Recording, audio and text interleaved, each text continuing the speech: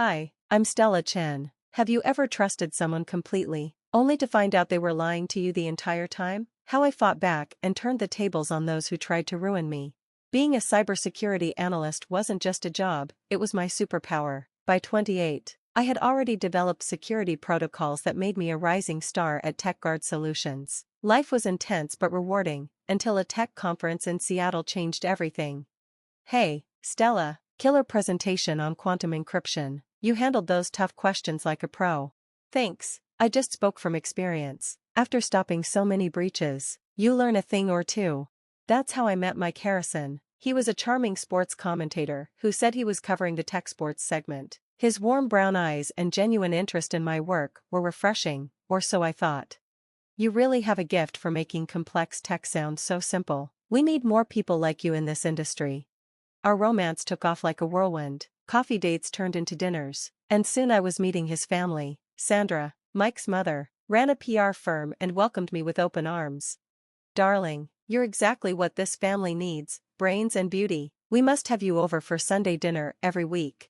Mike's father, George, was a sweet retired tech executive who always needed help with his phone. Mike's brother, Tom, was always pitching me his app ideas.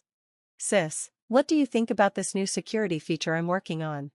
At first, I didn't notice the warning signs. Mike started asking more questions about my work.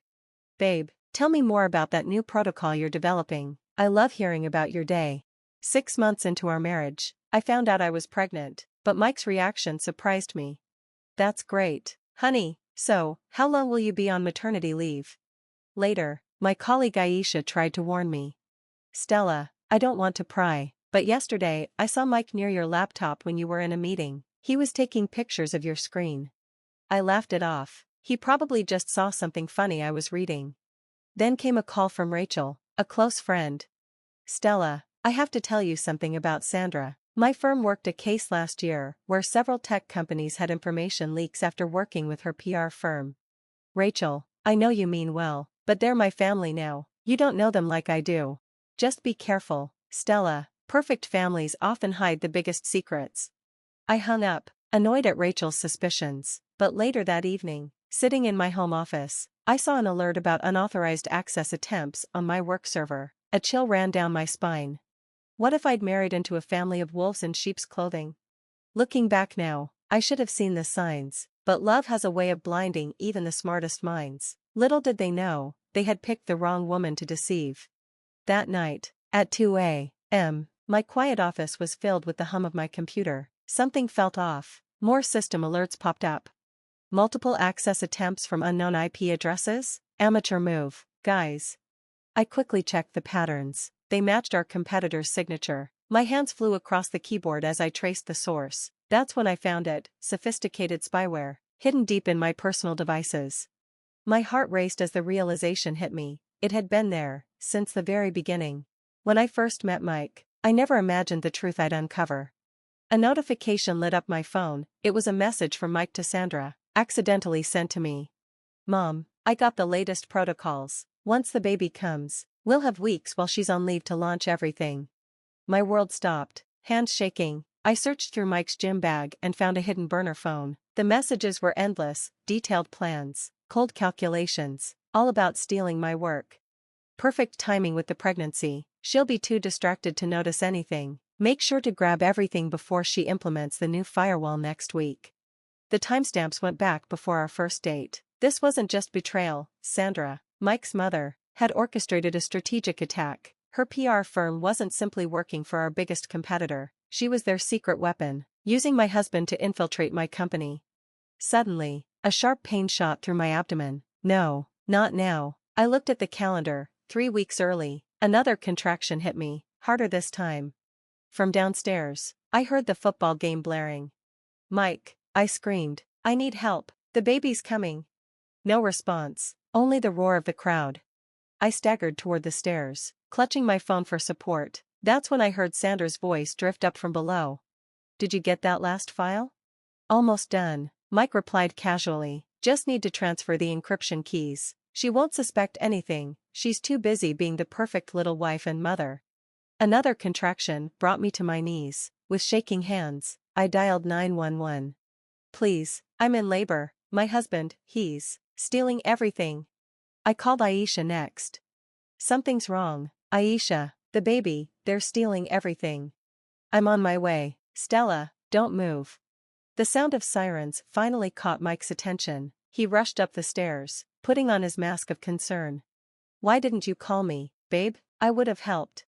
But his phone buzzed again, another message about the data transfers. As the paramedics arrived and Aisha pulled up outside, Mike was still glued to his screen. The game, I'm missing the fourth quarter, he muttered as they loaded me into the ambulance. 16 hours of labor later, Aisha never left my side. Mike sat in the corner, frantically deleting files on his phone between game highlights. It's a girl, the doctor announced. I cradled my daughter, tears in my eyes, while Mike whispered into his phone. Send everything now, she's occupied with the kid. Holding my baby, I watched the man I trusted orchestrate the destruction of everything I had built. I made a silent promise to myself. They thought pregnancy brain and motherhood would make me weak. They were about to realize just how wrong they were. She's beautiful, Aisha whispered, squeezing my hand. Yes, I smiled, already planning my next move. She's going to watch her mama burn their whole world down. 3 weeks into my maternity leave, I mastered the art of playing dumb while secretly watching their every move. My baby monitor became my secret weapon, catching their late-night meetings in the living room. Look at her, completely clueless with that baby. This is almost too easy, Sandra's voice crackled through the speaker. While my daughter slept in the nursery, Aisha and I pieced together their scheme. Every file, every message, it all built a damning timeline. Stella, I found something big, Aisha said one night. Remember Mindtech's collapse last year? Look at these server logs. It was worse than we imagined. The rabbit hole ran deep. Then, late one night, a message popped up on my screen from an unknown sender. You don't know me, but I know what they're doing. Meet me at Cyber Cafe tomorrow at 3 p.m. At the cafe, I met a woman with sharp eyes and a haunted look, Lisa Chen, former CTO of Mindtech. I was engaged to Mike 3 years ago, she said. They destroyed everything I built. Sandra spread lies about my mental health. Mike stole our code, and Tom recreated our entire system. As Lisa spoke, my phone buzzed. A new headline from Sandra's PR firm had dropped. Rising tech stars' mental health concerns. Sources close to Stella Harrison report erratic behavior. Back home, I listened through the baby monitor as Tom spoke from my home office. The base code is almost ready, 2 more weeks, and we can launch our revolutionary security system. Perfect timing, Mike replied. She's too sleep-deprived to notice anything. Did you see her yesterday? She couldn't even remember where she put her coffee. Little did they know that I was recording every late-night session, tracking every file transfer. Sandra's planning to go nuclear, Aisha told me. She has 3 major tech blogs ready to publish stories about your unstable behavior affecting company security. Their arrogance made them sloppy, and that would be their biggest mistake. I found a gold mine on Tom's cloud drive, detailed plans for every company they'd destroyed. Mindtech was only the beginning. You've got everything backed up? Aisha asked, rocking my daughter. Triple encrypted on secure servers. The real protocols are safe. Let them steal the bait. From downstairs, Sandra's voice drifted up. Once these stories break, no tech company will touch her. She'll be radioactive in the industry. The shareholders are already nervous about her extended leave, Mike added. When our system launches, they'll think she leaked everything during her mental breakdown. I looked at my sleeping daughter, then at the mountain of evidence, surveillance footage, recorded conversations, financial trails, and corrupted code they planned to launch. Lisa texted me, got the final piece, proof of Sandra bribing tech journalists. Ready when you are. My phone buzzed again. Tom was uploading my stolen protocols to their server. Everything set? Aisha whispered. I watched through a security camera as Mike, Sandra, and Tom huddled over their laptops, grinning and celebrating. Oh yes, I said, smiling. They had no idea the flaw I'd buried deep in the stolen code. They thought they were launching a cybersecurity revolution. Instead, they were about to launch their own destruction. The global cybersecurity conference was buzzing with excitement. Harrison Security's revolutionary system, built on my stolen protocols, had already been adopted by 12 major tech companies. Sandra's PR machine had worked perfectly. Ladies and gentlemen, welcome to the future of cybersecurity. Tom's voice boomed across the convention center. Mike smirked from the front row while Sandra worked the crowd, shaking hands with industry leaders. They didn't notice me slip in quietly at the back with my laptop. Initiating security demonstration, Tom announced proudly. 3 seconds later, every screen in the convention center went black. Then, one by one, they flickered back to life, this time displaying internal emails, planning documents, and recordings of their entire scheme. What's happening? Sandra's voice cracked as her own words echoed through the speakers. Once we steal Stella's protocols, we'll destroy her reputation. The crowd watched in shock as their elaborate plot unfolded in real time. Lisa stood up in the audience. They did the same thing to Mindtech. I have proof. Mike grabbed the microphone, desperate. This is Stella's attempt to sabotage us. She's unstable, everyone knows that. I walked down the center aisle, holding up my laptop. Actually, I said calmly, I have the original protocols, the ones you stole. I coded them to fail spectacularly the moment you tried to pass them off as your own.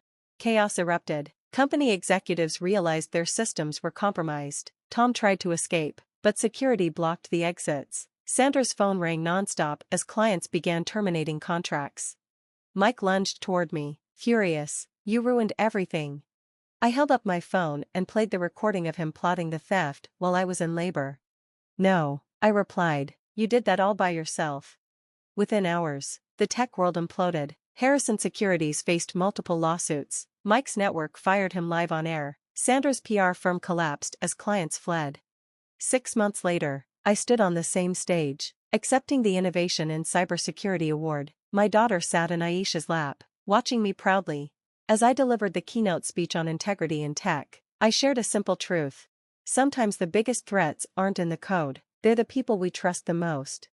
The divorce was quick. The judge only needed one look at the evidence. Full custody? Never in question.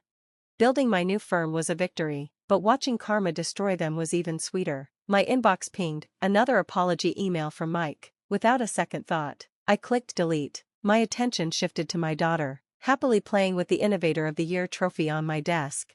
They thought they could break me. Instead, they learned the hard way, never underestimate a woman who codes.